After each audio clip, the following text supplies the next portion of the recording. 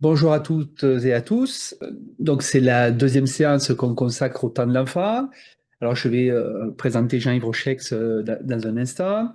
La Convention citoyenne commandée par le président de la République au printemps s'est réunie pendant de longues semaines. Jean-Yves Rochex, qui est avec nous ce soir, qui est professeur émérite en sciences de l'éducation à l'université Paris 8. On va dire qu'on a travaillé longtemps dans le même laboratoire, donc moi-même Stéphane Bonnery. Donc Jean-Yves Rochex est intervenu dans le cadre de cette convention. Il va nous dire un petit peu son appréciation des choses et peut-être quelques inquiétudes qu'on peut avoir sur les conclusions à venir. Et par ailleurs, donc j'arrive à participer au bouquin que j'ai coordonné qui s'appelle Temps de l'enfant et rythme scolaire, vraies questions et faux débats, dans lequel il y a trois chapitres qui synthétisent les arguments sur le sujet et une deuxième partie dans laquelle il y a une sélection de textes qui sont parus depuis plus de 50 ans et qui amènent à relativement critiquer la notion de rythme scolaire. On va y revenir et Jean-Yves avait participé en 1989 à un numéro d'une ancienne revue qui s'appelait L'École et la Nation, dans lequel déjà il formulait un texte qui est assez critique de la notion de rythme.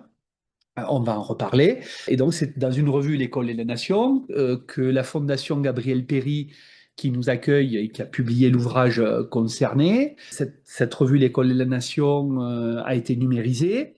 Elle va être mise en accès libre sur le site Pandore de la MSH de Bourgogne, avec laquelle la Fondation Gabriel Péry a un partenariat pour la mise à disposition des archives du mouvement communiste et ouvrier. Et donc, cette revue, L'École des Nations, publiée par le PCF, à l'époque, s'était engagée de façon critique vis-à-vis de la réforme des temps d'enfant pilotée dans le cadre de la loi de Lionel Jospin en 1989. Donc, on va y revenir. Mais peut-être pour le prendre par l'actualité, donc, Jean-Yves, tu as été auditionné par la Convention. On va rappeler que cette Convention, il y a un tirage au sort de citoyens représentatifs qui est fait sérieusement, mais qui, au demeurant, a dû travailler dans l'urgence et avec des documents qui peut-être voilà, posent question. Tu as été auditionné. Nous t'écoutons. Alors, d'abord, j'ai été auditionné par un groupe de travail Pardon. de la Convention, donc pas en plénière, mais peu importe. Je sais pas, je sais pas, il y a des auditionnés sans doute qui ont dû être auditionnés en plénière, je pense. Je pense que, entre autres, Grégoire Bors, qui est un collègue, un directeur de labo de psycho, et puis Jean-Paul Delahaye, qui est l'ancien DGESCO, ont dû être auditionnés en plénière, mais je ne suis pas sûr, quoi. Ce qu'on peut dire quand même sur cette affaire, moi j'avais déjà un peu réagi dans un texte qui est repris ici, que j'avais proposé comme tribune au Monde et à Libé, qui n'en ont voulu ni l'un ni l'autre, que moi j'étais déjà un peu inquiet en regardant comment les choses se profilaient, en particulier en allant sur le site de la Convention et en tombant sur ce qui s'appelle le socle documentaire, c'est-à-dire ce qui a été fourni aux 100 et quelques membres citoyens. Ça fait presque post-1789, mais c'est pas, il n'y avait pas le souffle. Donc, une centaine de citoyens qui devaient réfléchir sur la question des temps de l'enfant, parce que je pense que ce socle documentaire, qu'on peut trouver en ligne, hein, chacun peut aller le voir, est d'une indigence rare. C'est quand même assez consternant. D'une part, on ne sait pas par qui il est rédigé. Déjà, il n'est pas signé, donc c'est assez consternant. Et alors, ça se présente, hein, je cite, hein, comme une première base de connaissances communes sur les temps de l'enfant qui doit fournir les premières clés de compréhension pour aider à répondre à la question posée. La question étant comment mieux structurer les différents temps de la vie quotidienne des enfants afin qu'ils soient plus favorables à leurs apprentissages, à leur développement et à leur santé. Et donc, on peut se dire, bah, pourquoi pas, quoi. Mais quand on regarde le contenu, bah, sur les apprentissages, rien. Mais alors, quand je dis rien, c'est rien. Et en fait, la première partie de ce document s'appelle Bien-être, santé, développement et apprentissage de l'enfant. Que dit la science, au singulier? Alors, déjà, rien que cette question est assez de la part gens censés fournir des documents à la réflexion d'une convention citoyenne me paraît aberrante, comme si la science parlait au singulier. Alors, on fait allusion aux recherches en sciences de l'éducation, en psycho du développement, en sociologie, mais en fait, la science, ça se réduit à la chronopsychologie ou à la chronobiologie. Et d'ailleurs, dans le document qui est fourni, puisque cette convention a constitué un panel de jeunes enfants et adolescents, il y a, si mes souvenirs sont bons, 40 jeunes, donc 10 garçons, 10 filles de 2 tranches d'âge différentes. Là, le sommaire est très clair, puisque que dit la rythme biologique, que dit la science. Ça, c'est le sommaire du document fourni aux jeunes, parce que donc on voit bien, la science, c'est la supposée science de la chronobiologie ou de la chronopsychologie, ce qui est quand même un peu surprenant quand on parle d'apprentissage, et quand en plus, un des ateliers de la Convention est consacré à la thématique des inégalités, au moins territoriales. Donc on ne comprend pas très bien, et si on regarde le peu de références bibliographiques qui sont fournies à la fin de ce document, la seule référence de sociologie, c'est le Bourdieu-Passeron de leur production, années 70, tendance à penser que sur la question inégalité apprentissage ou même inégalité bien-être ou inégalité santé, il y a quand même des choses un peu plus récentes que cela, mais et éventuellement la plupart des références et en particulier des références un petit peu résumées en annexe dans ce document sont des rapports. Alors, des rapports de différentes inspections générales, des différents comités, puisque c'est une question, les temps ou les rythmes de l'enfant, on reviendra sur la terminologie, c'est une question qui est, je dirais, à l'ordre du jour de manière récurrente depuis très très longtemps. Bon, c'est des rapports des différents comités qui ont été, donc on a l'impression d'un bégaiement nouveau. Mais je veux dire, si, pour terminer sur cette organisation, alors vous pouvez aller voir, les auditionnés, on ne sait pas très bien ce qu'ils ont dit. Alors parfois, certaines auditions ont été enregistrées, donc on peut les réécouter, mais sinon, il n'y a pas de résumé. Les ateliers, il n'y a pas de résumé, donc on ne sait pas ce que les gens ont dit, donc on ne sait pas. Mais je veux dire, si on faisait une convention sur, je ne sais pas, les transports en commun, en fournissant une convention citoyenne, en fournissant aussi aux citoyens aussi peu de connaissances sur l'aspect technique de la question, on pourrait se dire que on faciliterait les accidents de tous les jours, quoi. Puis ils ne peuvent en conclure que des choses erronées. Voilà, ils ne peuvent en conclure que soit des banalités, soit des lieux communs et des préjugés légitimes. Voilà. Et en fait, ce qu'on voit bien, c'est que cette question-là est posée comme étant une question qui n'a aucune technicité. Question de l'organisation du temps de l'enfant et dans le rapport entre le scolaire, le périscolaire et extrascolaire. C'est comme si on ne connaissait rien, à part ce que diraient les chronobiologistes, qui d'ailleurs ne disent pas tous la même chose. Voilà. Et puis, comme si il y avait donc aucune, je dirais, aucune technicité quant à ce que c'est que l'école, quant à des décennies de recherche sur l'école, sur l'éducation populaire aussi, sur les temps périscolaires. Mais voilà, c'est la promotion de. On a l'impression que c'est la promotion de l'inculture et c'est voilà que 100 fleurs s'épanouissent, on met 100 citoyens dans un amphi et abracadabra. Voilà, et il va sortir une solution miracle dont on sait à l'avance que fera pas grand-chose que ce qui est déjà prévu d'en faire, s'il est prévu d'en faire quelque chose. Alors, tu parlais justement de cette formule que dit la science arrimée à la chronobiologie. Du coup, qu'en est-il? Alors, les informations qui sont données, alors il y a des informations factuelles qui sont vraies et qui posent des vrais problèmes. On sait tous, il est acquis que l'organisation du temps scolaire en France, là je parle bien du temps, c'est qu'en France, on a des journées scolaires très longues, une semaine est très longue et concentrée sur 4 journées dans la semaine depuis la réforme de 2008, qui est une catastrophe, que en son temps, Antoine Pro avait qualifié de ménique pédagogique. Le texte est là-dedans. Le texte est là-dedans. Et le temps scolaire, les 800 et quelques heures de cours de l'année sont concentrés sur un nombre de jours très, très restreint. Ça, on est un peu les champions d'Europe pour cette question-là. Mais à part ça, ce qu'on voit bien, c'est que les recherches qui sont mises en avant, ou les travaux qui sont mis en avant, sont des travaux de chronopsychologie, alors qui sont des travaux qui mettent d'évidence, ou supposément en évidence, l'idée qu'il y aurait, selon les périodes de la journée, alors, des pics d'attention, des pics de vigilance qui prédisposeraient les enfants à plus d'attention ou à moins d'attention, etc., etc. Donc ces arguments sont repris.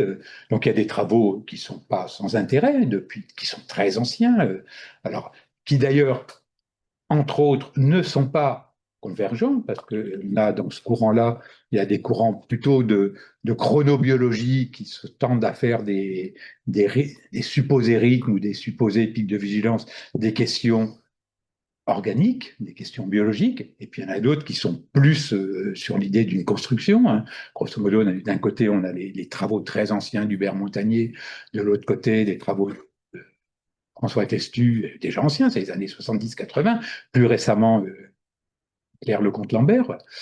Mais ceci dit, ils ne sont pas du tout pas d'accord entre eux. Voilà. Et je cite, voilà, pour dire que dit la science, hein, voilà, on trouve sur le blog de Claire Lecomte-Lambert, qui est une collègue de Lille, qui est sans doute, à mon sens, une des collègues les plus sérieuses quant au risque, évidemment, de passer d'une espèce de mesure des temps d'attention dans des conditions quasi expérimentales, c'est-à-dire sans égard ni pour le contenu des activités, ni pour le contexte social, etc. Et l'idée qu'il y aurait donc des pics de vigilance, qui d'ailleurs, au passage, les pics de vigilance, si on suit au sérieux les pics de ces travaux-là, les pics de vigilance dans l'après-midi, ils seraient plus forts le matin, mais dans l'après-midi, ils seraient plus tardifs, c'est-à-dire qu'ils conduiraient à allonger la journée scolaire et à faire plus de pauses méridiennes.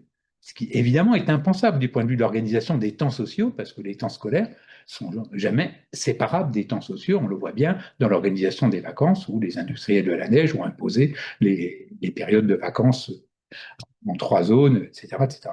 Claire Lecomte-Lambert a écrit sur son blog, je cite, « On fait des erreurs monumentales en considérant que l'allègement horaire des journées de l'enfant ou encore la prise en considération de certains soi-disant pics de vigilance vont lui permettre une meilleure réussite éducative.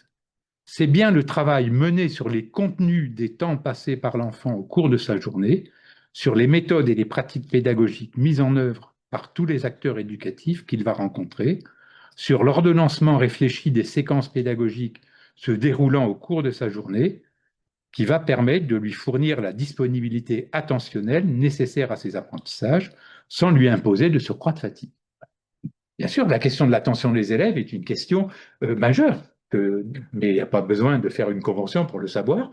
Tous les enseignants et tous les parents le savent. Voilà. Mais simplement, l'attention, ce n'est pas une question de temps, c'est une question d'activité. On va revenir sur cette question, le flou terminologique qui entoure ces débats. Alors, juste avant ça, le fait que la Convention argumente qu'elle va essayer de savoir ce que dit la science, mais avec une sélection des chercheurs concernés, ça laisse planer quand même, je sais pas, un doute, non pas sur l'honnêteté des collègues qui sont intervenus, mais sur le filtre de sélection qui a été opéré parmi les intervenants. Ben, il y a deux hypothèses, hein. Il y a l'hypothèse, effectivement, que, grosso modo, les conclusions auxquelles on voudrait que cette convention aboutisse sont déjà décidées d'avance. C'est peut-être une hypothèse optimiste, d'une certaine manière. Macron a déjà dit ce qu'il en attendait. Voilà.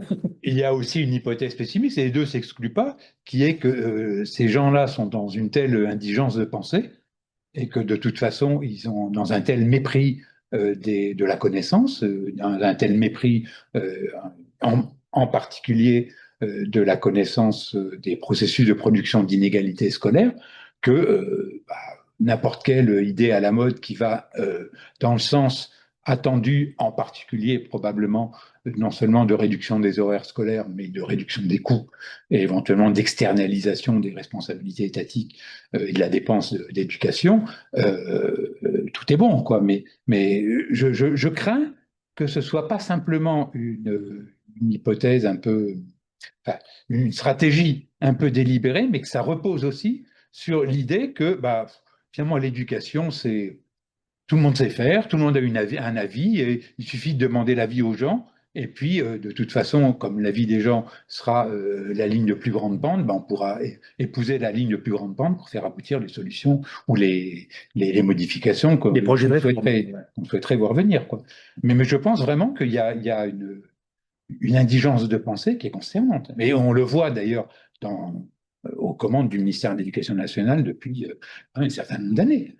Tu vois les âneries que racontait Gabriel Attal quand il était ministre de l'Éducation nationale, entre autres, c'est quand même effrayant sur les groupes de niveau.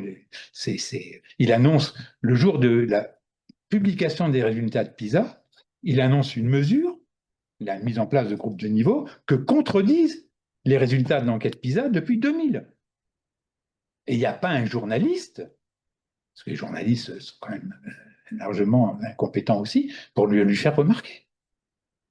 Personne. Et là encore, moi j'avais fait une tribune à l'époque.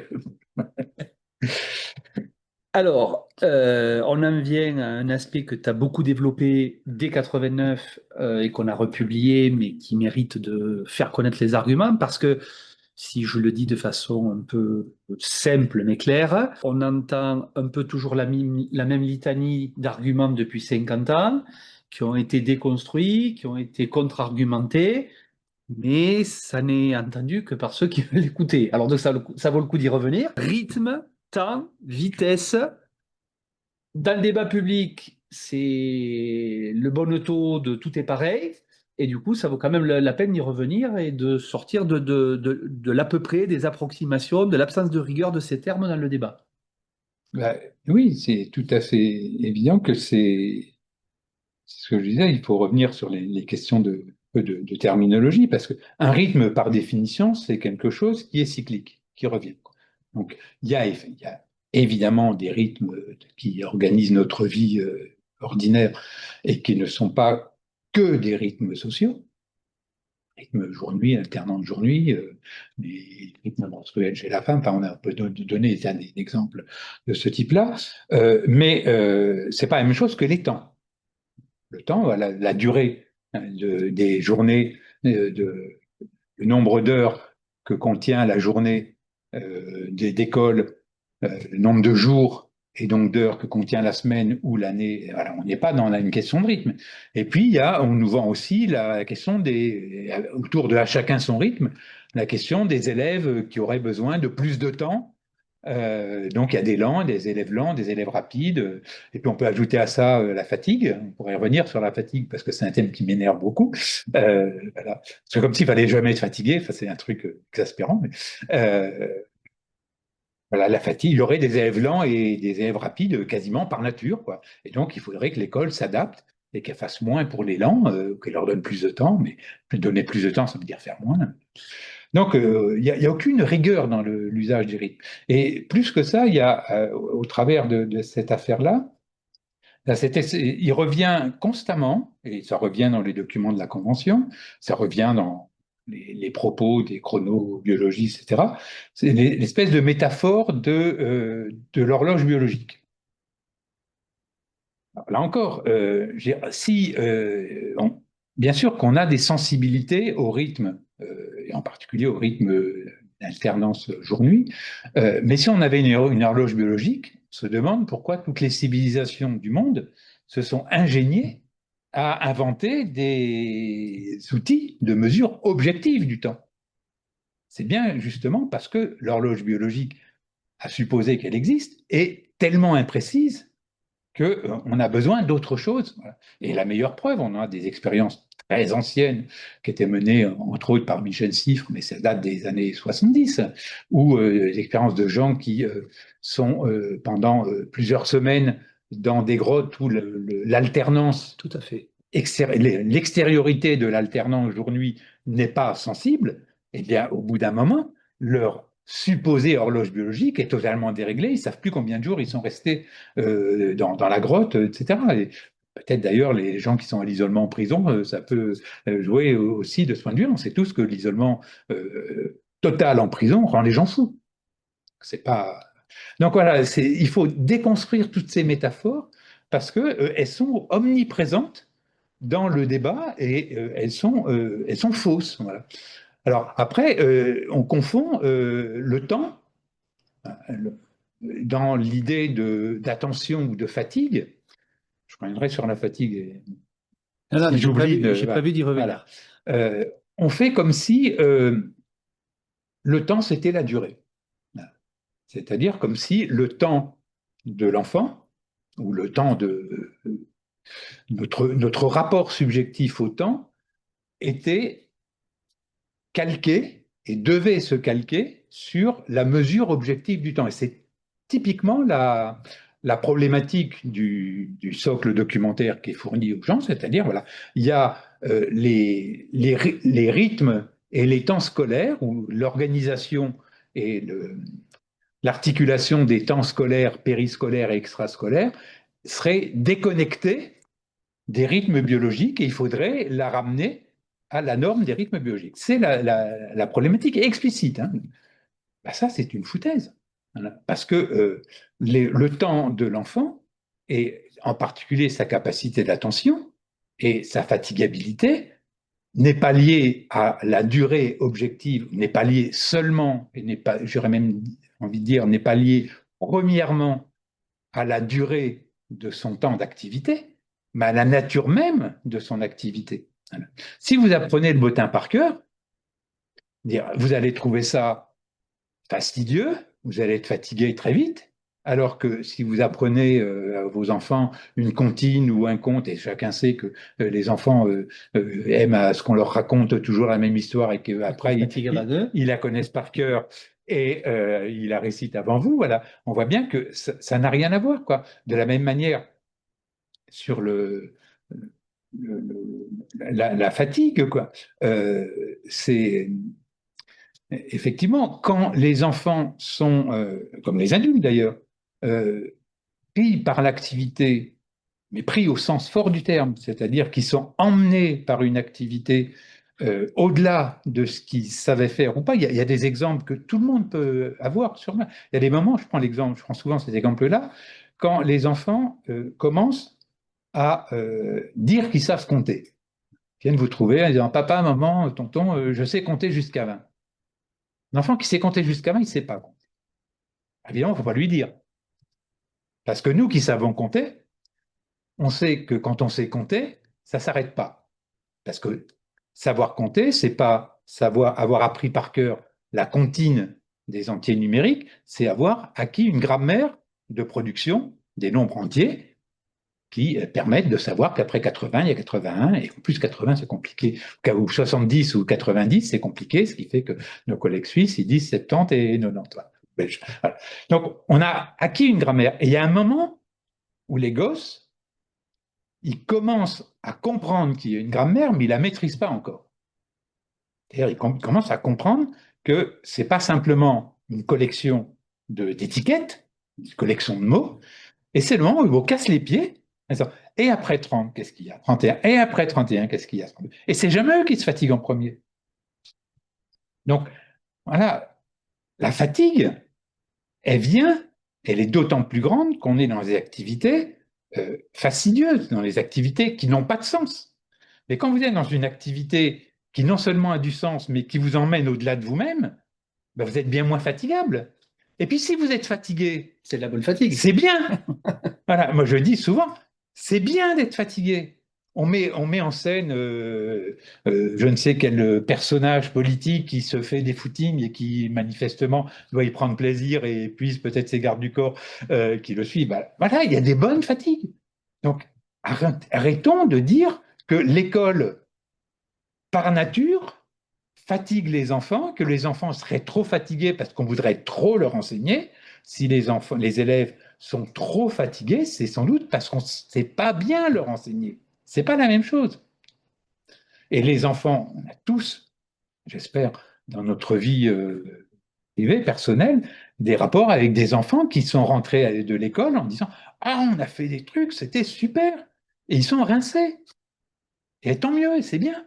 Ça, c'est particulièrement valable pour les petits.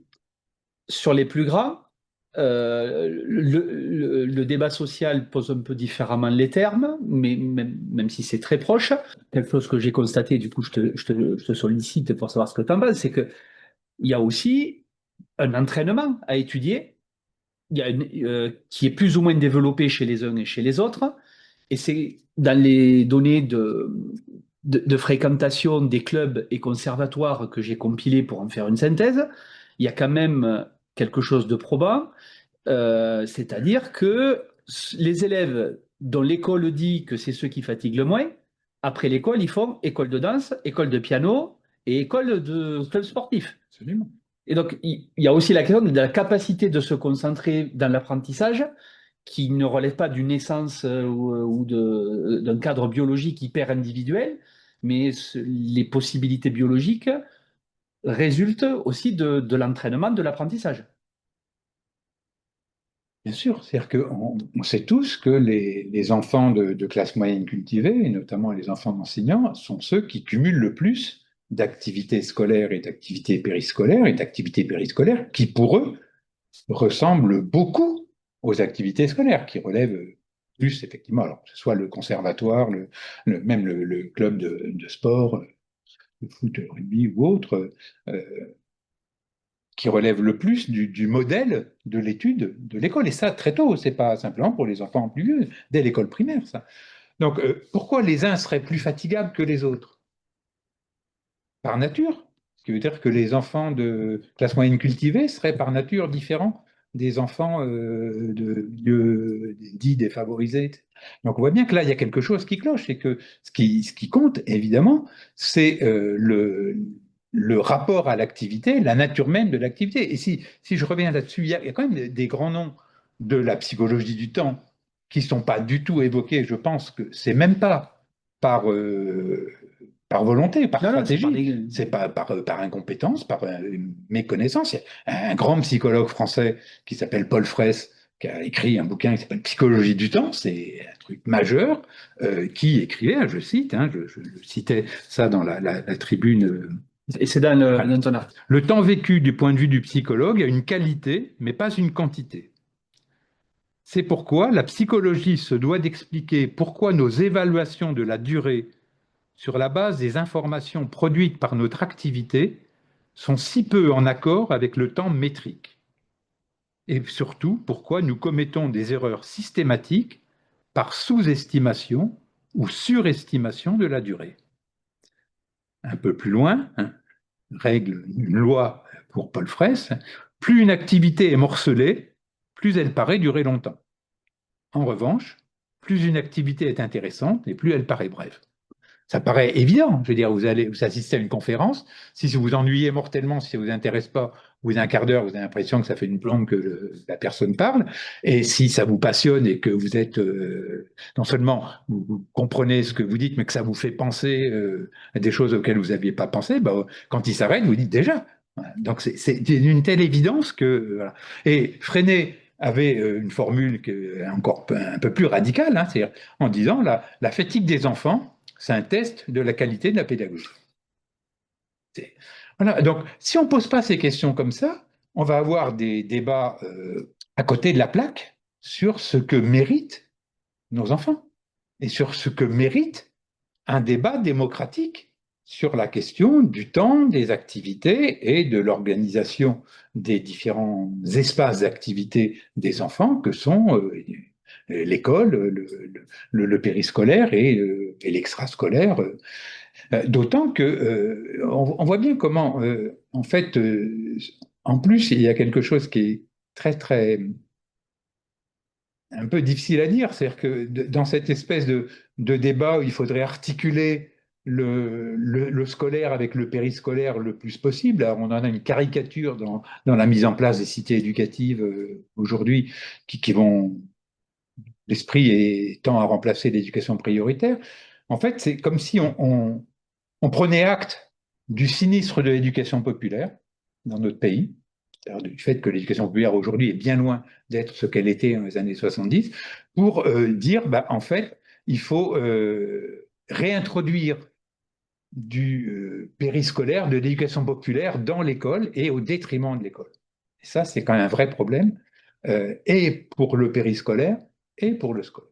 Alors, il y a plein de citations hein, sur de vrais psychologues du temps hein, qui ne pensent pas que le temps, ce soit la durée et que ce soit des pics de vigilance avec des rythmes qui reviennent, etc., d'une manière totalement abstraite, comme je le disais tout à l'heure, aussi bien du contenu de l'activité que des contextes sociaux institutionnels dans lesquels cette activité est proposée, menée, conduite, organisée, étayée par des adultes, enseignants ou parents ou autres. Alors, pour relancer sur ce point et éviter peut-être une possible incompréhension avec nos auditeurs, tu es très clair sur le fait qu'il y a la qualité du temps. Est-ce qu'au demeurant, ça veut dire que le temps qu'on passe à apprendre importe peu? Parce que comme les élèves français ont perdu un temps considérable, et que la citation de Freinet, presque, comme il a parfois la tendance à le faire, met l'index sur ce que les anciens sont capables de faire. En même temps, les anciens ont eu plus de choses à enseigner dans moins de temps dans le premier degré. Donc, c'est pas simple pour eux non plus. Donc, la qualité, OK. Est-ce que la quantité, ça compte pas du tout? Alors, Freinet parle de la qualité de la pédagogie, pas de la Tout qualité à du fait. pédagogue. C'est vrai, c'est vrai.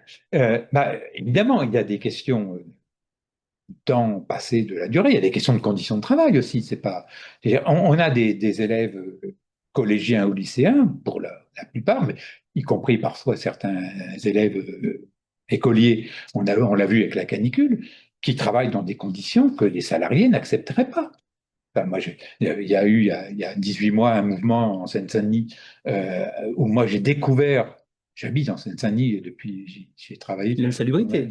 l'insalubrité de certains collèges à Seine-Saint-Denis, mais c'est des choses ahurissantes, quoi. Et on voit bien, on sait qu'on a des lycées où la durée, où les conditions de restauration sont indignes, l'ergonomie scolaire est très peu développée, les cantines scolaires sont très mal insonorisées. On entend du classe à l'autre. Voilà, alors voilà, alors qu'on sait faire, on sait insonoriser une cantine scolaire, c'est pas dur. Mais il faut des sous, c'est tout bête. Mais voilà. Donc le respect des conditions de travail des élèves n'est pas au même point que dans bon nombre d'entreprises, parce qu'il y a des organisations syndicales qui y veillent et autres. Alors, et puis après, il y a effectivement le temps d'enseignement et aussi les conceptions d'enseignement. J'y reviendrai. Pour moi, les conceptions ou la hiérarchisation de contrebande qu'on voudrait nous fourguer des types de disciplines ou des types d'apprentissage. Évidemment que l'étude, hein, l'école, c'est une institution qui est dévolue au temps de l'étude. Pour moi, c'est très, très important. Euh, il y a différentes sortes de savoirs dans le monde social. Hein. Il y a des savoirs qui peuvent s'apprendre, qui peuvent s'acquérir par participation à plus compétent que soi et sans qu'on ait besoin d'enseignement. Et ça s'acquiert par le langage, apprendre à parler. Les enfants apprennent à parler sans que leurs parents aient besoin des instits de langage. Et ça ne veut pas dire qu'à l'école, on ne continue pas à développer ces compétences-là, mais voilà, les enfants, tous les parents du monde apprennent à parler à leurs enfants, et puis leur apprennent qu'on leur dit, qu'on ne dit pas il a apprend, qu'on dit il a appris, et qu'on ne dit pas aime je te, mais qu'on dit aime je t'aime. C'est comme ça, et puis ils n'ont pas comment dire, d'hésitation à dire c'est comme ça. Alors parfois, là où il y a une différence, c'est qu'il y a des parents qui expliquent que on ne dit pas il a rendu, on dit il a pris. Mais si tu as dit qu'il a rendu, c'est parce que tu as fait comme s'il avait rendu. Voilà, et donc ils réfléchissent sur l'erreur, et puis d'autres qui se contentent de la corriger. Mais en attendant, il y a des savoirs qui s'acquièrent par activité partagée dans la symétrie, qui n'ont pas besoin d'être enseignés, d'être montrés ou d'être étudiés. Il y a des savoirs qui peuvent s'acquérir par l'étude, mais une étude qui peut être partagée, parce que c'est des savoirs relativement communs, qui peuvent être partagés, apprendre à faire la cuisine, par exemple, tout au moins apprendre à faire ce que les adultes proches savent faire en cuisine, ça n'a pas besoin de l'école pour ça, parce que voilà, y a des savoirs qui sont tellement partagés que ils ne requièrent pas un espace-temps dévolu seulement à l'étude avec une institution pour ça. Et puis, il y a des savoirs que mes collègues et amis Sommet Joshua appellent hautement techniques, qui requièrent un travail d'étude systématique et un espace-temps dévolu à cela. C'est les savoirs qui sont liés à la culture écrite, évidemment.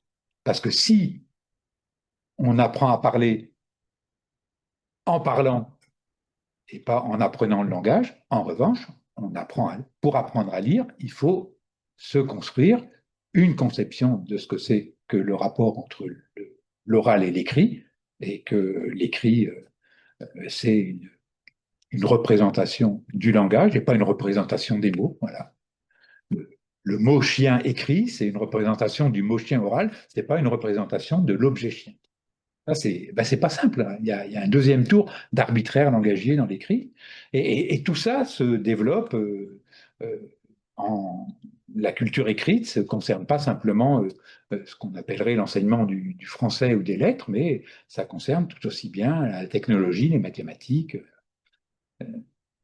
parce que ça demande d'avoir recours à de la représentation. Donc tout ça demande l'espace-temps d'étude. Et l'espace-temps d'étude, c'est un espace-temps où on peut se consacrer à des savoirs dont l'étude n'est pas disponible pour tout le monde de la même manière dans l'espace social et dont l'étude requiert une attention quasi exclusive.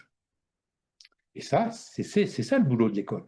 Et non seulement l'étude requiert une attention quasi exclusive, mais dont l'étude requiert de suspendre le temps du faire pour faire advenir le temps du comprendre. Pour apprendre à écrire, à lire et à écrire, voilà, il faut d'une certaine manière constituer le langage comme un objet de réflexion et pas simplement comme un outil d'action. Les enfants apprennent à parler en parlant. Les enfants, pour apprendre à lire et à écrire, il faut qu'ils s'interrogent sur ce que c'est que l'objet langage. Voilà. Les enfants apprennent à faire de la bicyclette, en général, en dehors de l'école. Rarement besoin de l'école pour que les élèves apprennent à faire de la bicyclette. Voilà. Par contre, apprendre pourquoi, quand on fait un tour de pédalier, ça fait plus un tour de roue, c'est-à-dire comment la bicyclette, c'est pas une adrésienne, voilà, et qu'il y a un principe de transmission du mouvement, et que ce principe de transmission du mouvement, c'est aussi un principe de démultiplication du mouvement, ben ça, il faut parfois, par exemple, que la chaîne déraille pour qu'on se rende compte qu'il ne suffit pas de pédaler pour que le vélo avance. Voilà. Ben, tout ça, voilà, c'est la rupture avec l'expérience ordinaire du monde qui permet l'étude. Et ça, c'est à l'école de l'organiser. Et c'est spécifique au temps et à l'activité scolaire par rapport à d'autres temps et d'autres activités qui ne sont pas moins légitimes. Évidemment, ce n'est pas une question de légitimité, c'est une question de spécificité. Et on ne peut pas, à mon sens, réduire la spécificité de l'école au nom simplement de il faut l'ouvrir sur autre chose qui n'est pas le temps de l'étude. Alors bien sûr, le temps de l'étude, ce n'est pas un temps qui est sans rapport avec le monde social. Heureusement. Heureusement. Sinon, et le temps de l'étude peut se nourrir de l'expérience du monde social. Et par exemple, on peut très bien, je pense au travail d'un ami qui s'appelle Jacques Bernardin, qui est son travail de thèse, quand il dit la culture écrite ne s'arrête pas au lire-écrire. Voilà.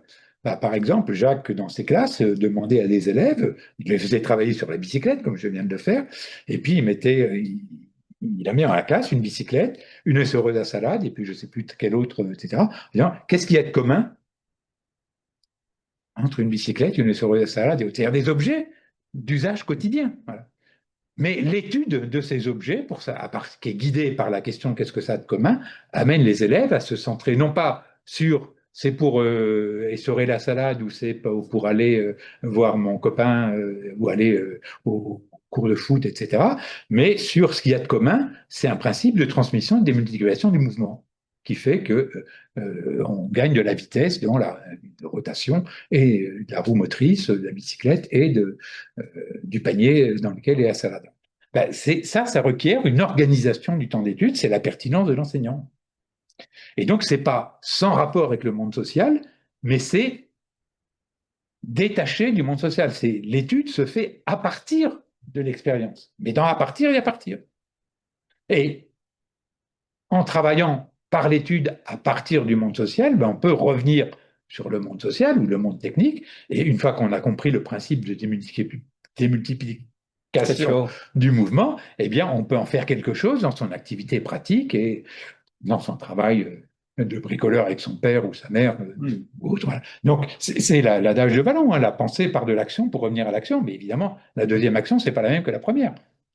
Donc, alors, du coup, ça nous ramène directement à un autre aspect du débat sur les rythmes scolaires, voire de la réforme que certains souhaiteraient, qui consiste à externaliser des disciplines entières, à les transférer hors de l'école. Alors, il y a un enjeu de marchandisation que j'évoquais la dernière fois, mais au-delà de ça, ça pose la question, suffit-il que ça soit pas traité à l'école pour que les enfants y apprennent la même chose? Est-ce que c'est la même chose, quoi? Voilà.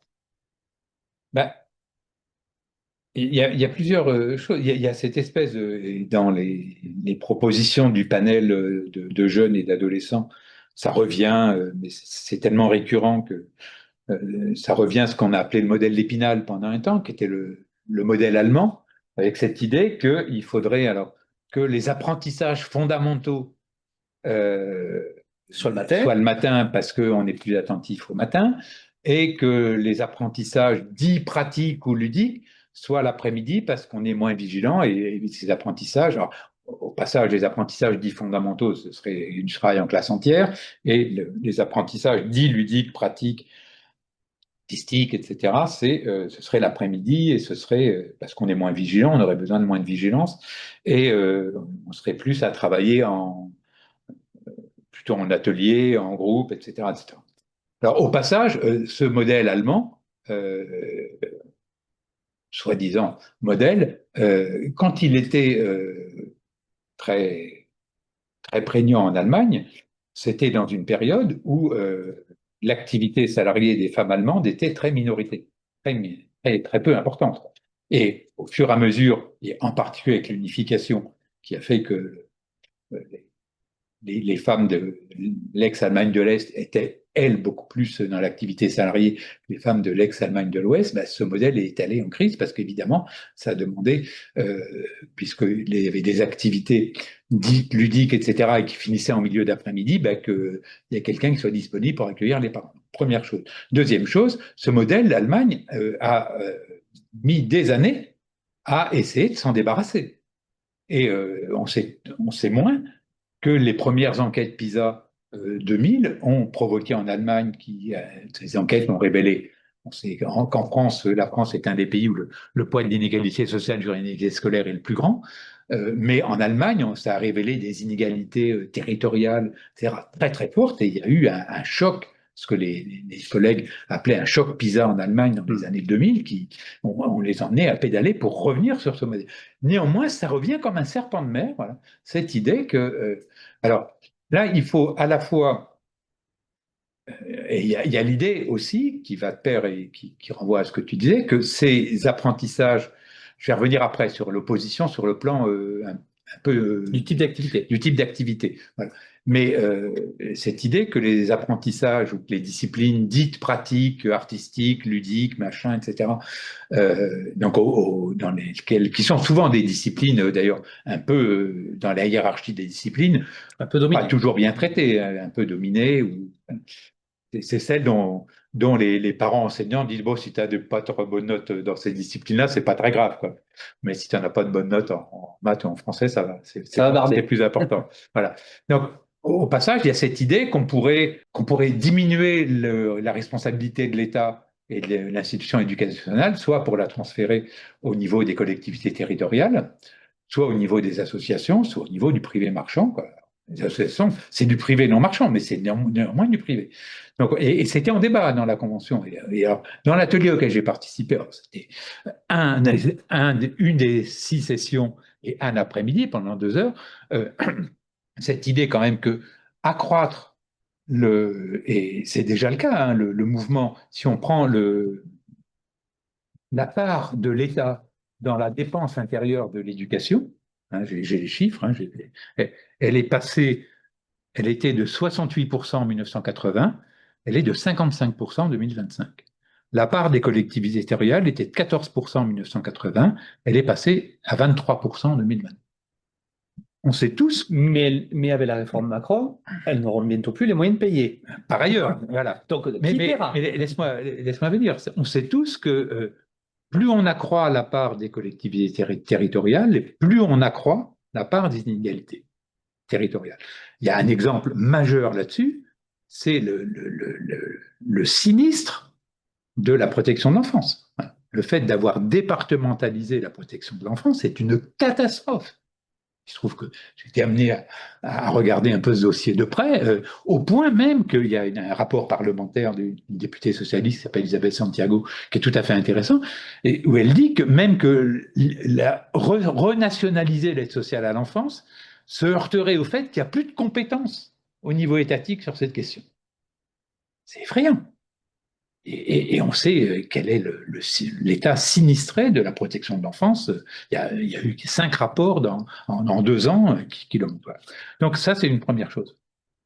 Donc on voit bien que les collectivités territoriales sont aux abois, et ça ne va pas s'arrêter, et elles sont plus ou moins riches. Évidemment, si vous êtes scolarisé à Neuilly, Rueil, Malmaison, c'est pas, ou dans le département des Hauts-de-Seine, c'est pas exactement la même chose que vous êtes scolarisé à Stein ou dans le département de Seine-Saint-Denis.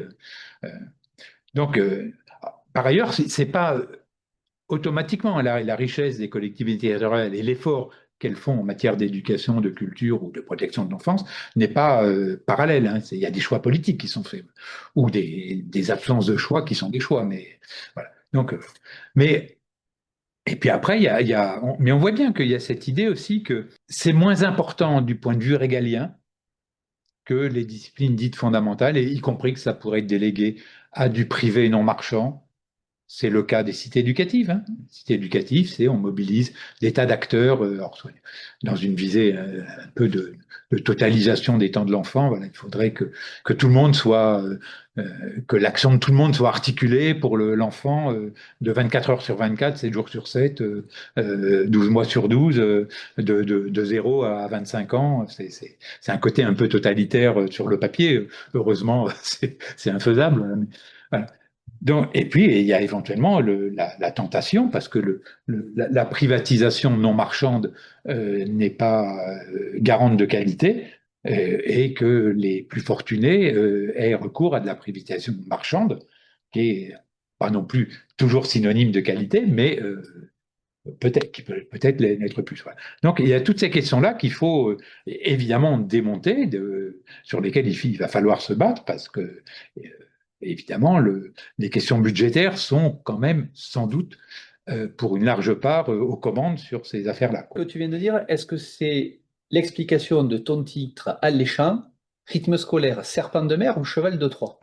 Oui, tout à fait. Ben, c'est j'avais repris l'expression serpent de mer, c'était Annick Davis qui utilisait l'expression, quoi. Alors c'est effectivement, tu évoqué le fait que l'un des textes qui est repris dans ce bouquin a été publié en 89. J'en avais fait un autre qui s'appelait donc Serpent de mer ou Cheval de Troie en 96, je crois, voilà, dans une revue qui a disparu, mais voilà. On voit bien que c'est récurrent, le modèle d'Épinal. Et d'ailleurs, dans la Convention, a été auditionné la directrice éducation jeunesse de la ville d'Épinal. Ah, Épinal, à l'époque, le maire d'Épinal était Seguin. Philippe Seguin. Philippe Seguin, ouais. Je cherchais son prénom. Et donc, c'était présenté comme le modèle, y compris pas simplement dans le camp politique de Philippe Seguin. Voilà. Parce que ces questions-là sont évidemment largement partagées. Et en plus, elles sont, d'une certaine manière, ce que je vais dire est un peu polémique, mais elles sont d'autant plus reprises par un certain nombre d'organisations d'éducation populaire que leur marché, entre guillemets, est en déshérence, et que donc on voit bien qu'elles se sont, pour une large part, et je leur en fais pas grief, investies par exemple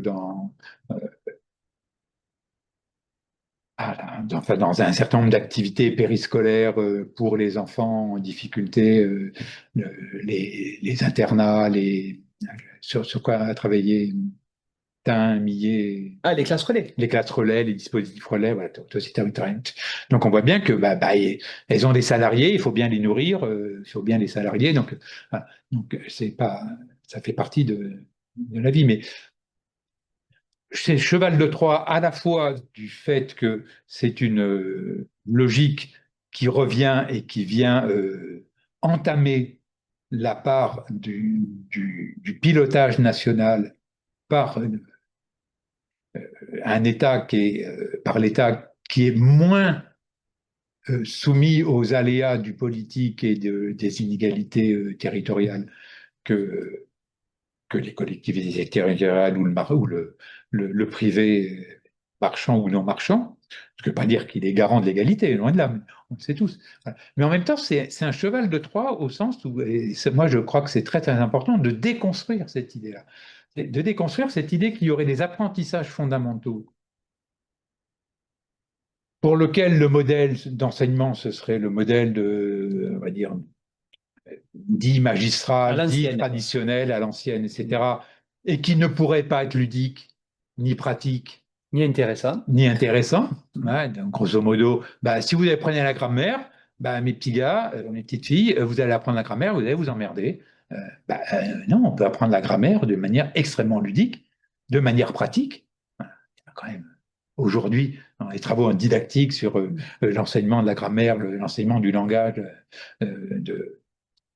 et la grammaire, c'est pas. On enseigne aussi beaucoup de choses fausses en grammaire, ou comme ailleurs, mais donc il y a cette idée que voilà, si vous faites des choses sérieuses, des apprentissages dits fondamentaux, eh ben d'accord, c'est un peu fastidieux, c'est un peu ennuyeux, mais il faut en passer par là.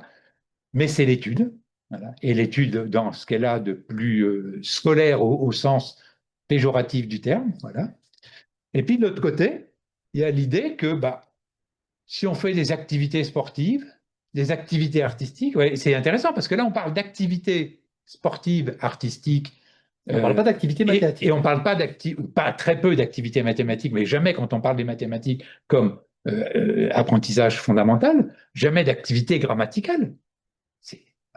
Eh bien, si vous faites des activités artistiques, la nécessité de l'étude est beaucoup moins importante. Finalement, il n'y a pas vraiment beaucoup de savoir, voire il n'y en a pas du tout. Et puis, et on voit bien comment, y compris l'absence de formation de nombre d'enseignants du primaire, par exemple, alors ça vaudrait aussi sur les mathématiques, hein, mais en matière d'éducation artistique ou d'éducation physique, fait que ce sont souvent des disciplines sinistrées. L'éducation physique et sportive dans l'enseignement primaire français est sinistré. Il faut bien le dire. Enfin, sinistré, non. Parce que pour être sinistré, il faudrait qu'il ait déjà été en bon état. Mais il n'a jamais été en bon état, quoi. Donc, et c'est comme si dans ces disciplines-là, il n'y avait pas nécessité d'un travail d'étude et qu'il n'y avait pas apprentissage et éducation et pas nécessité de se mettre à distance de l'expérience ordinaire pour la penser, la réfléchir, la redécrire. Qui fait que, résultat des courses, tous les gosses qui tapent le ballon au pied de la tour, au pied des tours quotidiennement ou pendant le week-end, quand ils sont en cours d'éducation physique et sportive, disent ah, quand vous les interrogez sur qu'est-ce qu'ils font, qu'est-ce qu'ils ont appris, ils disent on a fait du foot. Et donc ils sont toujours partants pour faire du foot. Alors, les filles peut-être moins, encore que ça change un peu, voilà. Mais la question c'est pas de faire du foot, parce que ça, il n'y a pas besoin de l'école pour faire du foot. La question, c'est quand on fait du foot en éducation physique et sportive, est-ce qu'on apprend des choses? Et quoi? Et quoi? Et en quoi ça émarge à de l'éducation physique et sportive, et pas simplement à de l'activité sportive. Ou de l'amélioration de la performance. Ou à de l'amélioration de la performance. Donc, on a des choses là, et y compris dans les clubs, je veux dire, si tous les mômes qui... et c'est intéressant d'ailleurs, parce que vous avez plein de mômes qui sont bons en sport, et qui au collège vous disent moi je veux être prof de sport. Ils ne disent pas je veux être prof d'éducation physique et sportive, je veux être prof de sport. Ce qu'ils ont à la tête, comme ils sont bons en sport, c'est pas les étapes et les apprentissages nécessaires pour être prof de PS, c'est je suis bon en sport, donc je peux demain être prof de sport. Et ce qu'ils ont oublié, c'est que, y compris pour être bon en sport, ben, il ne faut pas simplement jouer. Et que les Zidane et compagnie et autres footballeurs Mbappé, fait plus Mbappé jeune, fait ou plus autres, jeune. je cherchais des exemples plus récents, mais et critiquer, Voilà. voilà, pour reprendre un plus récent. S'ils sont bons, c'est parce qu'ils passent des heures à regarder des matchs et à analyser des stratégies de jeu, c'est-à-dire à se mettre à distance de l'activité pour faire de l'activité un objet de pensée, un objet de redescription. Alors certes, qui ne se dit pas de la même manière que la grammaire, la littérature, la philosophie, les mathématiques, la technologie, mais qui néanmoins relève de l'étude. Donc cette opposition factice entre des disciplines qui relèveraient de l'étude au sens le plus scolaire et disciplines qui ne relèvent, et donc où il n'y aurait pas d'activité en fait. Parce qu'on voit bien que ce qui est derrière ça, c'est l'idée, il suffit que le maître enseigne pour que l'élève apprenne. Et puis de l'autre côté, il y aurait des activités où à la limite on pourrait dispenser d'enseigner. Voilà. Ben, ce modèle-là, il est meurtrier. Et il est meurtrier pour qui? Ben, toujours pour les mêmes. Il est meurtrier pour les enseignants aussi. Hein. Mais il est meurtrier pour les élèves. Et c'est consternant de voir que cette question, elle est posée depuis des décennies. Et je ne suis pas seul à l'avoir posée, heureusement. Et elle est récurrente dans les propositions du panel jeune, elle est récurrente. L'article du Monde qui rend compte de la session du mois d'octobre de la Convention, euh, donc, ne reprend de la Convention que ça. Alors, apparemment, ils ont assisté à l'atelier où j'étais, puisqu'ils disent un mot d'autres intervenants, mais ils n'ont retenu que ça. Que les poncifs. Alors, que les poncifs. Et alors, c'est quand même le monde, on peut penser que les journalistes de la rubrique Éducation du Monde sont un peu informés, un peu cultivés. Eh ben non. Je le dis, c'est l'inculture au règne, aux commandes. Et moi, ça m'effraie, enfin, indépendamment. Et c'est pas nouveau, hein, c'est assez récurrent sur cette question. Voilà, et évidemment, si on demande l'avis aux gens, bah, ce modèle, repose tellement sur des lieux communs, des préjugés, que bah, on fait un référendum là-dessus, bien sûr, ça marche. Mais si on fait un référendum pour, est-ce que vous voulez des transports en commun propres, agréables, à l'heure et lumineux, bah oui, tout le monde va dire oui. Mais pour avoir des transports en commun propres, à l'heure, Agréable et lumineux. agréables et lumineux, bah, il y a une technicité qui ne relève pas simplement de l'opinion. Et ben c'est pareil dans les questions d'éducation, et en particulier les questions de scolarité. Il y a une technicité que ces gens-là méprisent au plus haut point. Et ça, c'est consternant et c'est très révoltant. C'est parce que c'est le mépris des savoirs, c'est le mépris même des citoyens auxquels on demande de réfléchir. Et des élèves dont on parle du temps, encore plus. Alors, dans les thèmes que tu traites, j'y vais en vrac, puérocentrisme, jeunisme, démagogie et idéologie libérale. Allons-y. Ben, voilà, on revient, pour moi, c'est de la démagogie, ça. C'est l'idée de dire, bah, on met des dizaines de personnes ensemble ou 40 jeunes, etc. On leur donne quasiment aucun aliment dans le socle documentaire qu'on leur propose. Alors, les auditions, je ne sais pas. Au passage, dans l'animation des ateliers auxquels j'ai participé, à chaque fois qu'on essaie de complexifier un petit peu la question, il n'y a pas que moi qui l'ai fait, évidemment. Il y avait d'autres intervenantes. Il y avait une représentante d'ATD Carmonde, il y avait une représentante du Haut Comité de la famille, je ne sais plus, donc, qui disait des choses qui est compliquées. Et puis il y avait des membres de la Convention qui disaient des choses. À chaque fois, les animateurs disaient oui, mais si on revient à la question des temps de l'enfant. C'était Défini comme eux l'entendaient. voilà, oui, bah, défini comme L'ensemble de voilà, voilà. Donc, on voit bien comment, moi j'appelle ça de la démagogie, c'est-à-dire de dire on demande aux gens de donner une opinion sans leur fournir des éléments. Je ne dis pas qu'il faut que les experts décident à la place des gens, évidemment pas. Mais si on veut respecter Si on veut les prendre au les sérieux. prendre au sérieux, en leur demandant leur avis, il faut leur fournir les pièces du dossier. Voilà. Y compris les pièces de la controverse. C'est croire que la science au singulier dit que. Parce que ça, c'est de la foutaise. Enfin, je veux dire, il n'y a pas un scientifique qui va dire ça, y compris un chronopsychologue, s'il est un peu honnête. Voilà. Donc, ces questions-là. Et donc, on voit bien là, il y a de la démagogie et qui va aussi dans l'idée de sens commun assez partagée quand même dans les milieux classe moyenne cultivés que, en fait, bah, l'école, ça fait quand même un peu de mal aux enfants.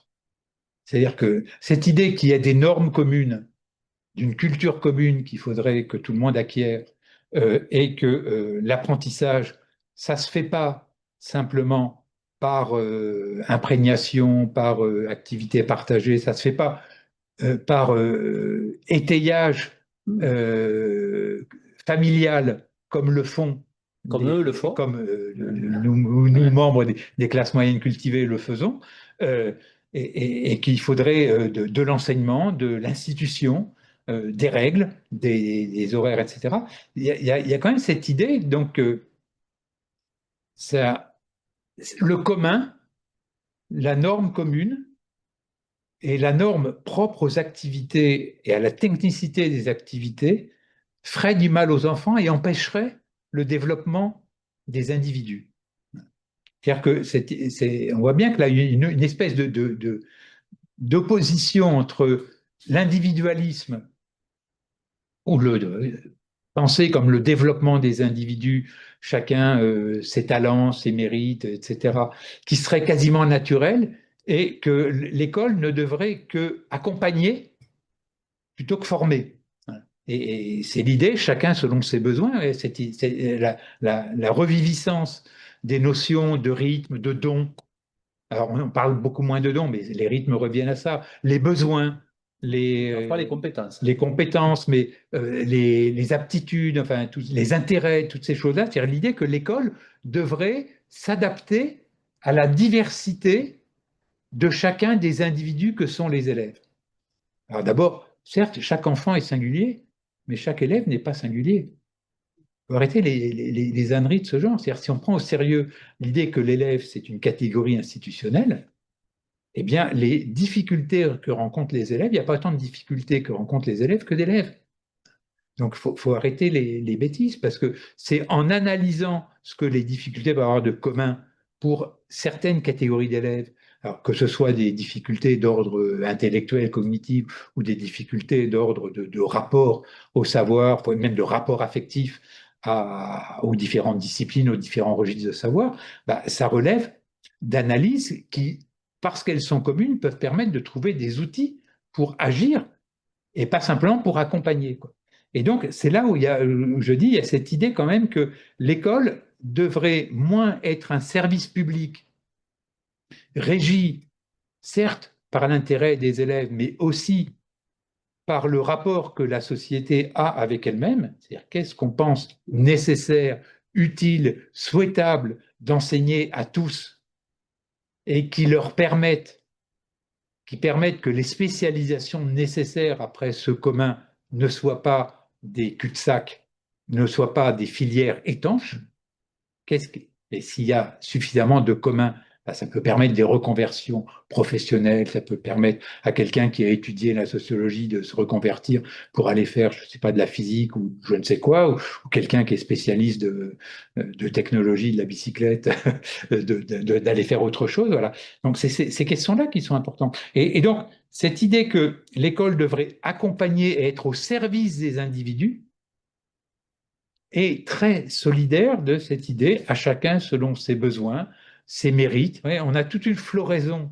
Alors, on ne parle pas de dons parce que c'est encore ça va revenir, mais parce que ça a été quand même largement pilonné en son temps et par Lucien Sèvres et par Bourdieu et par même certains généticiens. Hein. Mais les rythmes, les aptitudes, les intérêts, les besoins, etc. Et or, la question est on ne l'a pas repris, le texte de Jacques Beauvais. Voilà, Si, j'en ai parlé. voilà. Le texte de Jacques Beauvais dans le recueil, voilà, c'est cette idée que la notion de besoin en pédagogie, la notion de besoin en éducation est une notion extrêmement pernicieuse. Et Bourdieu l'avait dit d'ailleurs. Hein, ce qui compte pour l'école, c'est pas de s'adapter aux besoins des enfants, c'est pas de les ignorer évidemment, c'est pas de faire contre, c'est pas de les mépriser, mais c'est de faire que dans l'expérience scolaire, les élèves, pour les élèves, adviennent de nouveaux besoins. Parce qu'il n'y a pas un enfant qui naît, et justement parce que c'est une construction culturelle, en ayant besoin d'apprendre à lire. Biologiquement, on n'a pas besoin d'apprendre à lire et écrire. On a besoin d'apprendre à parler et de la communiquer, sinon on ne survit pas. Apprendre à lire et écrire, c'est pas. Non. Mais, et tous les élèves entrent à l'école au CP en ayant, pour une bonne part, envie d'apprendre à lire ou envie de savoir lire, c'est pas la même chose. Voilà. Et vous avez des élèves qui rentrent la première journée du CP qui disent oh, à l'école, je n'y retourne pas. Et on m'a dit que j'allais apprendre à lire, mais je ne sais pas lire. Voilà, au bout d'une journée. Donc, il faut du temps. Voilà. Mais ils ont envie de savoir lire, mais pas forcément pour des besoins propres à l'activité de lecture, mais parce que papa, maman, faire plaisir à papa ou à maman, ou pour être comme papa ou comme maman qui passent leur temps dans les bouquins et qui ne s'occupent pas assez de moi, ou pour faire plaisir à la maîtresse parce qu'elle est gentille, etc. Donc toute une série de motivations qu'on appelle extrinsèques, qui ne relèvent pas de ce qu'on appelle la motivation extrinsèque, c'est-à-dire en quoi euh, on peut avoir envie de savoir lire pour faire plaisir à papa et à maman, et puis une fois qu'on sait lire, eh bien, s'enfermer dans la lecture et puis dire à papa et à maman, hé, tu me lâches, Je lis. je lis. Voilà. Et d'accord, c'est l'heure de manger, mais je finis mon chapitre. De la même manière que je finis ma partie de foot, si. Alors, ce texte, c'est grâce à toi que je l'ai découvert, hein. Il date de 1969. C'est quand même proprement inquiétant que depuis tout ce temps, on répète que y ait le besoin, c'est aussi ce que l'école doit faire advenir. Voilà. Ce qui renvoie, je fais un peu de pub pour la revue que j'ai le plaisir et l'honneur de diriger, où tu as écrit le numéro Psychologie de l'enfant, à des travaux de Vallon et de Vygotsky sur le fait que si on attend le développement ne doit pas attendre l'apprentissage, mais l'apprentissage participe aussi à un retour du développement, quoi. Voilà, Absolument. comme je sais que c'est une de tes marottes, je te lançais là-dessus. Ben, on n'est pas dans une logique où il faudrait qu'il y ait la maturation du développement pour que l'apprentissage puisse advenir. Mais dans une logique où, en retour, de nouveaux apprentissages peuvent accélérer, transformer, reconfigurer le développement. Mais c'est la même chose du point de vue du développement des individus. C'est pour ça que je parle d'individualisme. On est à une conception très individualiste que évidemment, discute et infirme les travaux de Vallon ou de Vygotsky, par exemple. C'est l'idée qu'il y aurait une individualité première et qui se socialiserait par rencontre et avec autrui, dans une idée d'interaction. Or, ce que on constate, et c'est ce que Vallon dit, explique tout à fait justement, c'est-à-dire que l'individu humain, quand il naît, comme individu, il est totalement dépendant d'autrui.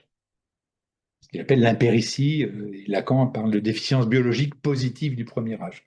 Donc, et cette déficience initiale le précipite dans un rapport social. Et Vallon a cette formule en disant c'est dans les mouvements d'autrui que les premières attitudes du bébé prendront forme. C'est-à-dire qu'on est dans une dialectique interne entre l'individu et ce qui n'est pas lui, et son milieu ou ses milieux, Vallon parle toujours de milieu au pluriel, et qui fait que le moteur du développement, il n'est pas dans l'individu au sens biologique, il n'est pas, comme pourraient le prétendre certaines théories innéistes, voire parfois de psychologie génétique, etc., mais il n'est pas non plus à l'extérieur de l'individu dans les simples objets sociaux qui lui seraient imposés, comme pourrait le prétendre le behaviorisme, le pavlovisme dans certaines de ses expressions les plus caricaturales, mais le moteur du développement, il est dans le rapport de l'individu à ses milieux. Et c'est ça qui est très très important. C'est-à-dire que le respect de l'individu, c'est l'exigence de sa confrontation à des milieux pluriels et exigeants et enrichissants. Donc, et il n'y a pas d'individu sans confrontation à la norme et sans assomption de système de normes dont il va jouer de la pluralité pour construire sa biographie, pour construire sa vie. Et donc, les besoins, les rythmes, les aptitudes, les motivations, c'est pas ce qui précède, ce qui est en quelque sorte de la nature ou du déjà là de l'individu et qui précéderait l'apprentissage, l'expérience, etc. Mais c'est tout autant ce qui résulte de l'apprentissage et ce qui transforme l'individu, ce qui le fait être une tête au-dessus de lui-même, pour reprendre l'expression de Vygotsky.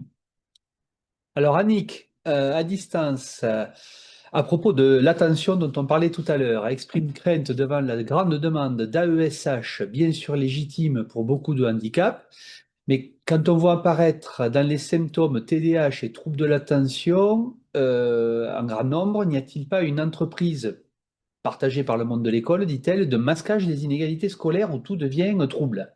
Il y a plusieurs mouvements dans cette affaire-là. Il y a effectivement, avec cette demande que moi je pense aussi un peu exacerbée d'AESH, ou cette idéologie de l'école inclusive, je vais y revenir, mais je vais peut-être pas me faire que des amis, mais c'est pas grave, une extension de logique ou peut-être un renforcement ou un retour d'une logique de médicalisation de l'échec scolaire, y compris avec des catégories un peu discutables, telles que effectivement TDAH, troubles de l'attention, etc. Et si on regarde, par exemple, il y a une structure associative qui a un site qui s'appelle la Galaxie des 10, avec la démultiplication alors des dysorthographies, dyslexie, dysorthographie, dyspraxie, enfin, dyscalculie. Hein. On a toute activité, tout apprentissage peut donner lieu à un 10. Quoi.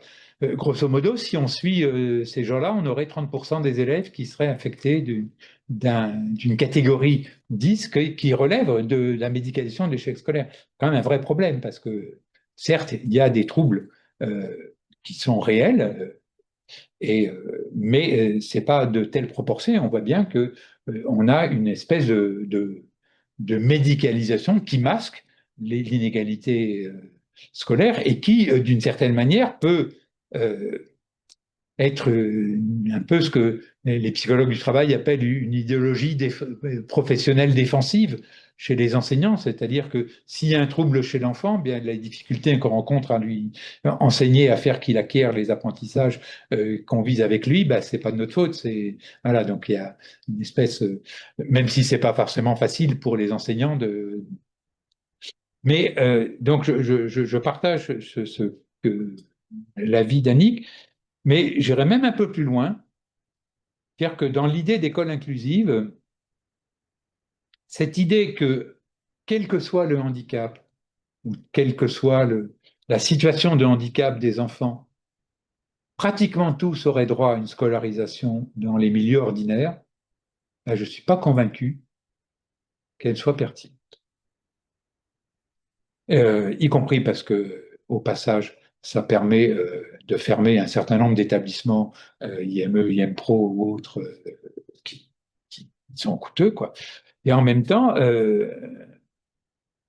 alors évidemment, tous les parents du monde souhaitent que leurs enfants aient les activités sociales les plus partagées. Et on ne peut pas leur en faire grief. Mais en même temps, et pour les enfants en question, et pour l'équilibre, on sait que le nombre d'enfants dits en situation de handicap intégrés dans des classes ordinaires est quand même une des causes de souffrance professionnelle des enseignants majeure aujourd'hui, en particulier à l'école primaire, hein, mais pas seulement. Il faut prendre ces choses-là avec des pincettes, parce que la France est un des pays le plus en retard du point de vue de l'intégration, des pays où des expériences d'intégration d'enfants avec des troubles importants peuvent être intégrés à l'école, mais il n'est pas sûr, par exemple, que tous les enfants affectés de ce qu'on appelle le trouble du spectre autistique maintenant, soit doivent être intégrés dans des classes ordinaires de manière pertinente. Et ce qu'on voit bien, en clair, et là encore, c'est la question des rapports sociaux est majeure, c'est que les familles qui sont en position d'obtenir une intégration euh, plutôt positive et qui permet la désinstitutionnalisation du handicap de leur enfant dans des institutions spécialisées, sont souvent, d'une part, les parents d'enfants, par exemple dans les spectres du trouble autistique, plutôt de type Asperger que de type autisme plus ravageur encore que l'Asperger, et aussi des parents de catégories sociales et culturelles privilégiées. Donc on a là, et si on regarde, moi il y a quelques années, j'avais une étudiante de maîtrise qui avait fait un petit travail sur effectivement qui était euh, les premiers dans des institutions sorties d'IME ou d'IMPRO qui intégraient des classes ordinaires au tout début du mouvement et montraient que c'était quand même pas tout à fait n'importe. Dans cette histoire de distinguer les cours dits fondamentaux qu'on ferait à certains moments en classe entière et des cours plus optionnels, au fond, il y a l'idée que la culture commune, enfin, l'objectif de ce qu'on transmet à tout le monde devient assez limité, puisque si c'est plus l'école qui fait le reste, ça devient quand même optionnel. Euh, et donc, il y a Michel Chéniaud, on a vu Annick Davis, c'est les profs de PS là. Michel Chéniaud, dans l'ouvrage, parlait d'un risque d'analphabétisme culturel et sportif. Est-ce qu'au fond, il n'y a pas un renoncement à enseigner la même chose à tous, à dire ben, certains n'en ont pas besoin autant, et on va les laisser dans les horizons culturels que la famille a déjà développés, parce que c'est aussi ça les besoins premiers. Hein, voilà.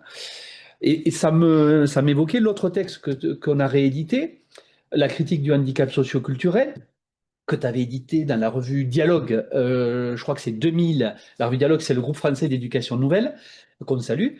Au fond, est-ce que les arrière-plans de la Convention citoyenne, de ce qui est, semble-t-il, une réforme en préparation, n'est pas de renoncer à un haut niveau de ce qu'on transmet à tous et renvoyer chacun à ses goûts, à ses propensions, telles que son éducation familiale l'a développée, et qui renvoie quand même à l'idée qu'ils ne sont pas capables d'apprendre tous la même chose, quoi. Cette idée de handicap, fatalité, qui reprend des idées qui peuvent être justes de poids des socialisations familiales, mais pour le transformer en impasse, quoi. Ça peut d'ailleurs aller de pair, cette espèce de... D'individualisation et d'handicap Voilà, socioculturel. voilà. Ah. On a avoir une conception misérabiliste des milieux populaires. Et je vais revenir parce que c'est pas simplement du côté de l'analphabétisme culturel et sportif, c'est aussi du côté des apprentissages. Tout à fait, tout à fait. Voilà. Et ce qui est donc l'espèce de misérabilisme peut très bien s'accompagner de l'individualisation, pas de l'exacerbation des logiques individualistes. Voilà. Et on voit bien que cette idée que à chacun selon son mérite, etc., l'idée de faire le plus tôt possible des élèves et de leurs familles des entrepreneurs de leur propre expérience scolaire. Alors c'est Parcoursup, mais c'est bien avant Parcoursup, hein, le fait que les services d'orientation sont sinistrés, que l'offre marchande sur le marché de l'information, sur le marché des tests d'intérêt ou d'aptitude, de coaching, etc. On voit bien que là, on est complètement dans cette affaire-là. Euh, et donc, misérabilisme à l'égard des milieux populaires et individualisation peuvent être deux jambes de la même démarche libérale. Alors, et donc, ce qui est tout à fait évident, c'est que cette idée, mais elle n'est pas que c'est une bataille idéologique qu'on a à continuer à mener, qu'on mène, enfin, qui est menée dans les milieux progressistes depuis des décennies. C'est l'idée que comme dit le GFN, les élèves sont tous capables d'apprendre à condition qu'ils soient qu'ils soient mis dans des situations qui leur permettent d'apprendre, quoi. Et qu'il n'y a pas de fatalité ni biologique ni individuelle. Alors, bien sûr, il y a des cas. Vous avez des cas de handicap très lourd. de handicap très lourd, voilà.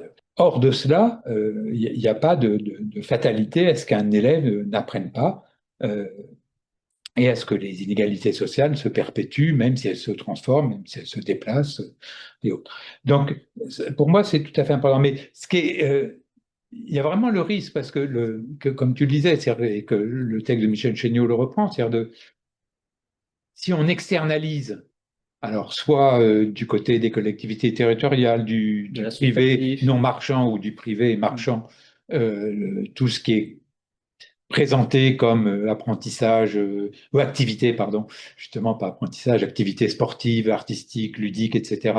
Ça développe parce que tout le monde ne fera pas les mêmes choses sur ce secteur, soit au gré des collectivités territoriales, soit sur les marchés, le privé marchand ou non marchand.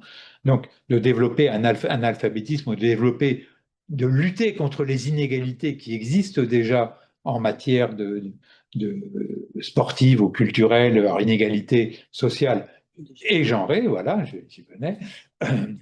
Donc pour ça, c'est tout à fait évident. Mais en même temps, du côté de ce qui resterait le noyau de la culture commune qu'on désigne, qu'on voudrait que tous acquièrent, il y aurait aussi une sorte de socle minimum pour les uns qui serait une conception très instrumentale au mauvais sens du terme instrumental, pas au sens de Vygotsky, donc au sens où on enseignerait des procédures, des techniques au sens le plus étroit du terme, et où pour les autres, on aurait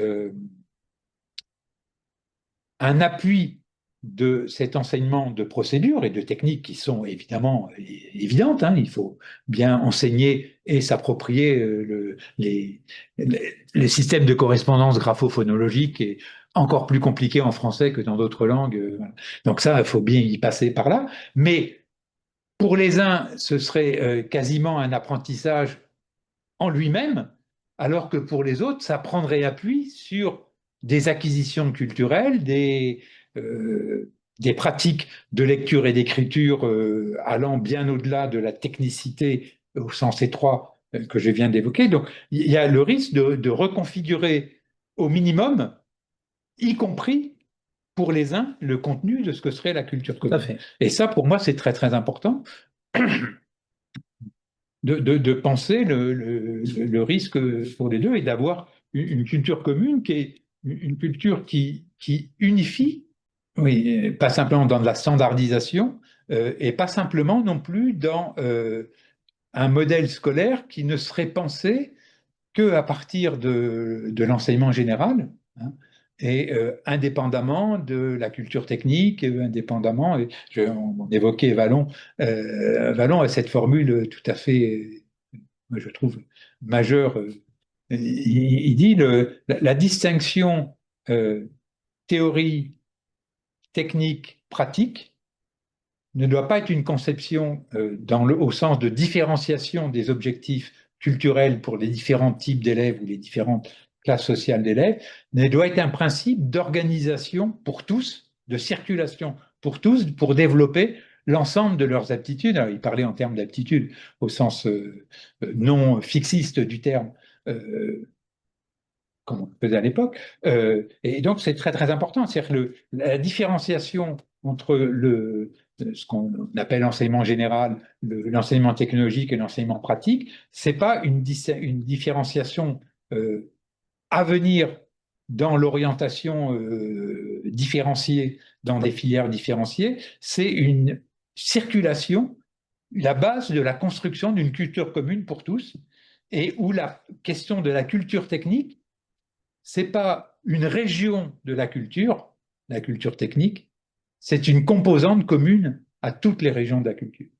Parce que si vous écrivez de la littérature, si vous avez de la littérature, il y a de la technique quand on écrit. Et il y a la pratique. Et il y a de la pratique, voilà. Donc, ouais, c'est cette question-là. Et de ce point de vue-là, on est une tradition française qui est quand même très fortement de mépris ou de minoration de la technique, qui est majeure, et y compris d'ailleurs dans des milieux classe moyenne cultivée. Voilà, c'est Bourdieu l'avait parfaitement montré. C'est voilà, si on est très bon en littérature, bah, c'est le mythe du génie, du créateur auquel voilà. Et même la valorisation ponctuelle de la technique, c'est une technique pour elle-même qui ne mène pas à la théorie. Voilà, voilà, Ça tourne dans l'autre là, on sens. est bien, c'est l'articulation, la dialectique entre les trois registres que Vallon posait comme principe d'une culture commune. On est loin. Alors, là, deux questions. Serge dit l'école française est une des plus inégalitaires. Pourquoi alors en rajouter avec les projets locaux de territoire qui actent le renoncement de l'enseignement pour toutes et tous, on en a un peu parlé, et qui prennent aujourd'hui la forme de compétences méthodologiques psychosociales dans les programmes scolaires aujourd'hui? Des compétences, moi j'ai toujours des réticences à l'idée de compétences quand il n'y a pas de contenu, quoi. C'est ça. Donc compétences méthodologiques euh, sans contenu, des méthodologies pour faire des mathématiques, pour faire de la physique ou pour faire du saut à la perche. Il y a des compétences méthodologiques pour les unes et pour les autres, mais c'est pas les mêmes, quoi. Et si on enseigne des méthodologies comme ça, sans objet, bah, on enseigne des peignes pour les chauves. On transmet des peignes pour les chauves. Mais là encore, Samuel Joshua qui avait travaillé pas mal aussi sur ces questions-là. Quand vous dites, voilà, on a eu des enseignements de méthodologie avant même l'idée de compétences, etc., où on disait, voilà, pour apprendre une leçon, pour bien apprendre une leçon, il faut souligner les mots importants. D'accord. Bah, résultat des courses, les gosses qui n'avaient pas bien compris la nature même de l'objet de la leçon, bah, ils comprenaient les mots importants, c'est les mots les plus longs. Donc, ils se souvenaient les mots les plus longs. Ou ceux qui ne connaissaient pas. Ou ceux qui ne connaissaient pas, voilà. Et si vous êtes face à un énoncé mathématique, bah, la plupart du temps, les mots importants, c'est les plus courts.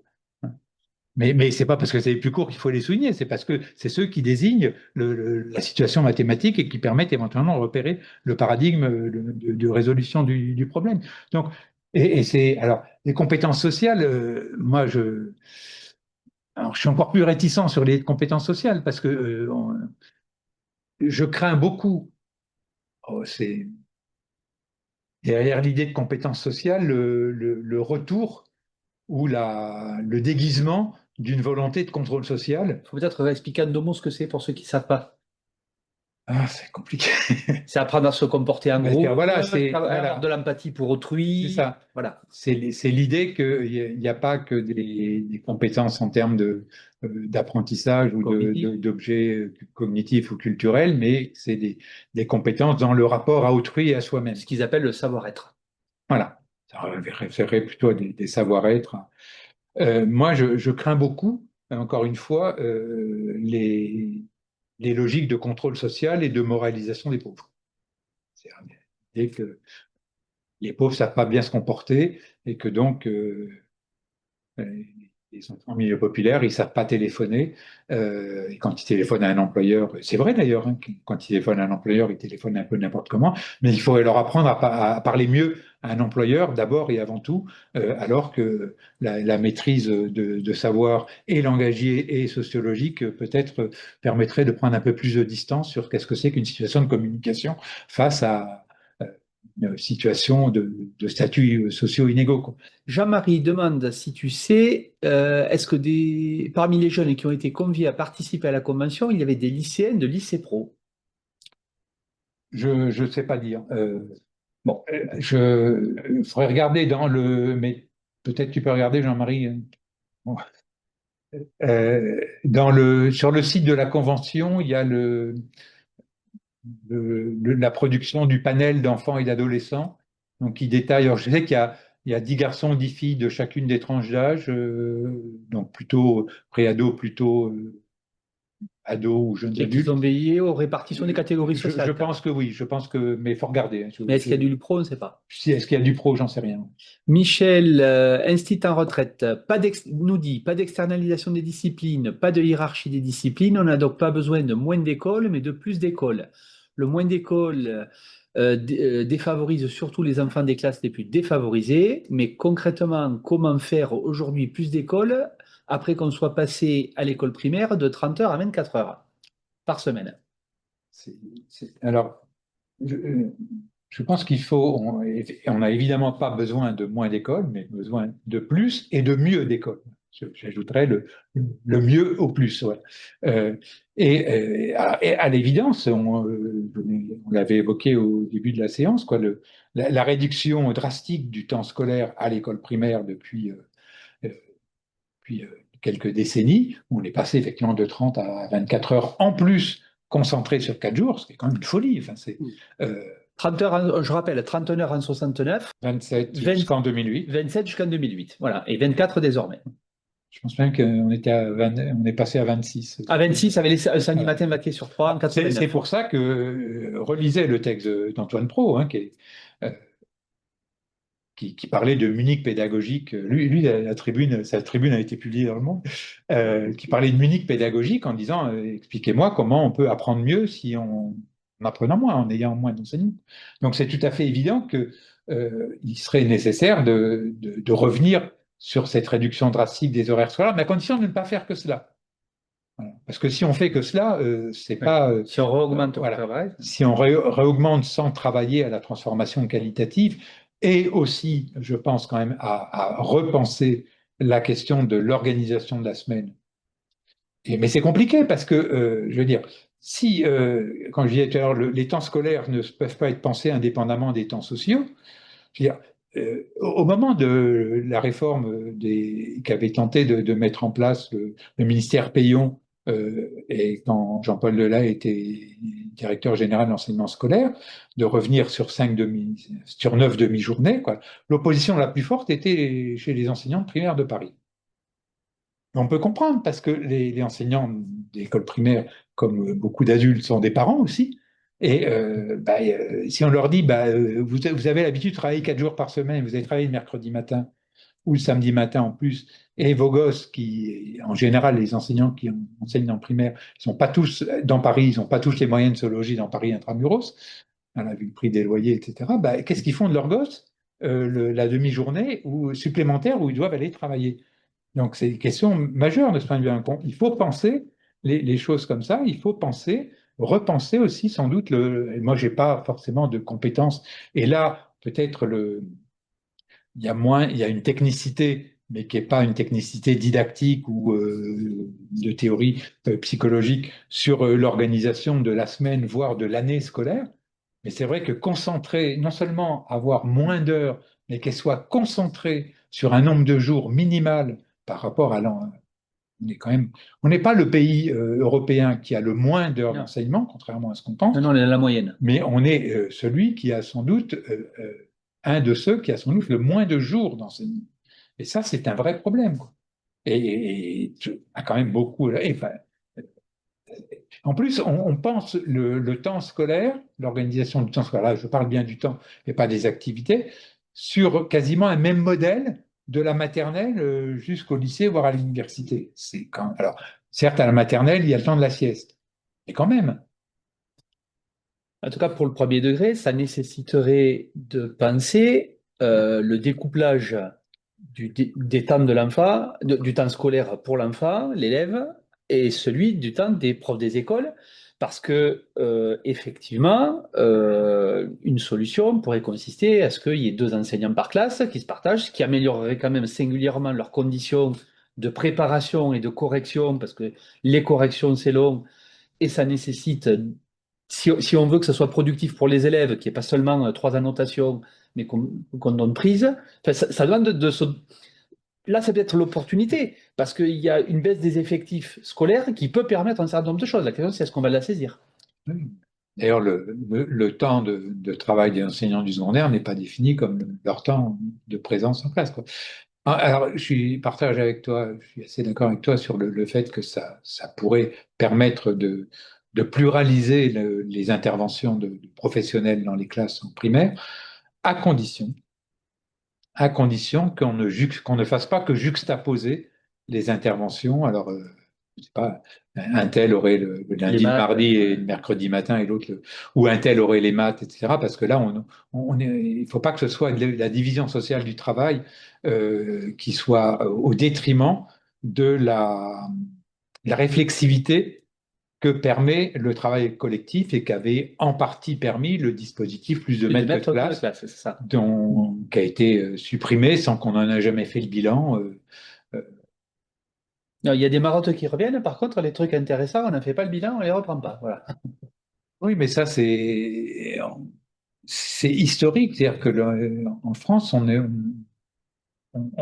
qu'on supprime ou qu'on généralise, c'est souvent pas sur la base d'une analyse et d'un bilan, mais parfois quand on généralise, c'est sur la base d'un dispositif. Moi, je pense, il y a quand même des années, ça c'est le privilège de l'âge, quand on a inventé les classes de quatrième professionnelle, Ah oui, c'est vrai. hein, qui se sont expérimentées dans les lycées professionnels, et qu'on les a après généralisés dans les collèges, bah, on a généralisé le dispositif, mais pas ce qu'on pouvait tirer comme bilan argumenté des expériences positives dans l'enseignement professionnel, y compris avec des équipements professionnels. Donc on a généralisé un dispositif qui s'est révélé peu pertinent au collège et qu'on a abandonné.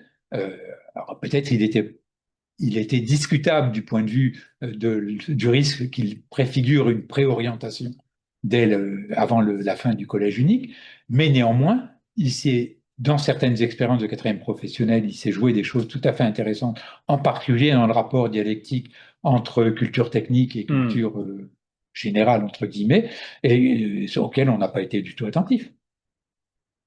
Merci beaucoup. On rappelle qu'il y a une prochaine séance le 7 janvier à 18 h avec Christian Galland, qui est un collègue qui est à l'Université de Toulouse, qui est un spécialiste de l'école japonaise. Alors, quel est le rapport, nous direz-vous? Ben, en fait, il est direct, puisque le Japon a réalisé une telle réforme des rythmes scolaires il y a quelques années. Je ne vais pas m'aventurer sur la date parce que je vais dire une bêtise. Et c'est source d'enseignement parce que justement, réduction du temps d'école, confier tout un tas d'activités à des partenaires extérieurs, ce qui a conduit, à obliger beaucoup de femmes à prendre des temps partiels ou à cesser le boulot pour gérer ça. Deux, il nous l'expliquera, ben, a fait croître les cours de maths et de je ne sais quoi pour surperformer, puisque quand il y a moins d'écoles, ben, ceux qui voulaient une bonne orientation par la suite et qui avaient les moyens de se le payer, voilà. Donc tout un tas de choses qui, j'espère, ne nous désignent pas le futur de la France, mais qu'il faut bien mesurer. Donc c'est le 7 janvier à 18 h. Merci Jean-Yves. Et donc vous pouvez aller retrouver le livre. On fait du placement de produits. Bonne soirée à toutes et à tous.